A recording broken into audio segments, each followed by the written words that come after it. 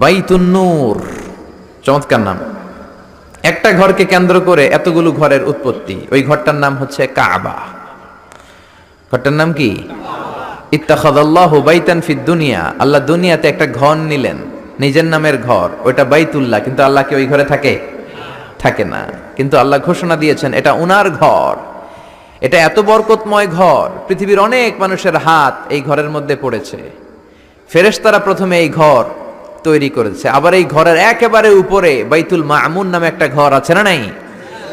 আমরা কাবার চারদিকে তাওয়াফ করি, ফেরেশতারা তাওয়াফ করে বাইতুল মামুরের চারপাশে। 70,000 করে ফেরেশতা ঢুকে ইবাদত করে বের হয়ে যায়।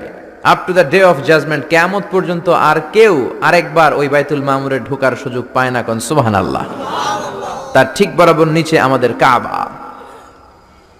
প্রথমে এই কাবাকে তৈরি করলো ফেরেশতারা, তারপর তৈরি করলো সাইয়েদনা আদম, ওনার হাত লাগলো। সাইয়েদনা নূহ আলাইহিস সালামের সময় এমন প্লাবন হলো, বন্যা, ফ্লাড, ড্রাস্টিক্যালি ফ্লাড, সব ভেঙে চুরে শেষ, কাবাও শেষ। নূহ আলাইহিস সালাম নেমে আবার বানালেন। এরপর বানালেন ইব্রাহিম আলাইহিস সালাম। পড়েন সুবহানাল্লাহ। আল্লাহ একটা ফ্রেম দিলেন, ইব্রাহিম এতটুকু উঁচু করবা আমার ঘরটারে, এতটুকু প্রশস্ত করবা, এতটুকু লম্বা করবা। কিন্তু উনি তো এত লম্বা না, এত লম্বা করবে কেমনে? নাগাল পায় না। বানানোর পরে দাঁড়িয়ে আছে, আর উপরের দিকে উঠতে পারে না। আল্লাহ বললেন, don't worry about it, I am sending a beautiful stone from paradise.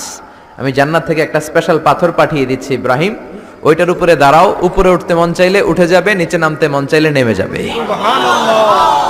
মাকাম ইব্রাহিম, জান্নাত থেকে আসা ওই পাথর কাবা ঘরের পাশে আজও আছে না নাই? উনি দাঁড়ালেন, উপরে ওঠা দরকার উঠে যেত অটোমেটিক, নিচে নামা দরকার নেমে যেত। উনিও কাবাঘর বানালেন, ওনার কলিজার টুকরা ইসমাইলও বানালো। কি বাপ আর কি বেটা! কাবাঘর ঝাড়ু দিলেন, তাহেরা বাইতি আলি তাইফিনা ওয়াল আকিফিনা ওয়ার রুকআইস সুজুদ। নবী হয়ে কাবা ঝাড়ু দিতে পারে, মসজিদ ঝাড়ু দিতে পারে, কিন্তু আমরা মসজিদ ঝাড়ু দিতে চাই না। এরকম আছে না নাই? মসজিদেরি ঝাড়ু বারদার ও কামারে হাত, শোনো আমার মুনাজাত, শোনো শোনো ইয়া ইলাহি আমার মুনাজাত, শোনো আমার মুনাজাত। পড়েন আমিন। এজন্য মসজিদের জন্য দরদ থাকার দরকার আছে না নাই? কাজী নজরুল আল্লাহর কাছে দোয়া করলেন, আল্লাহ মসজিদের পাশে আমার কবর করে দিও। কবুল করলেন কে?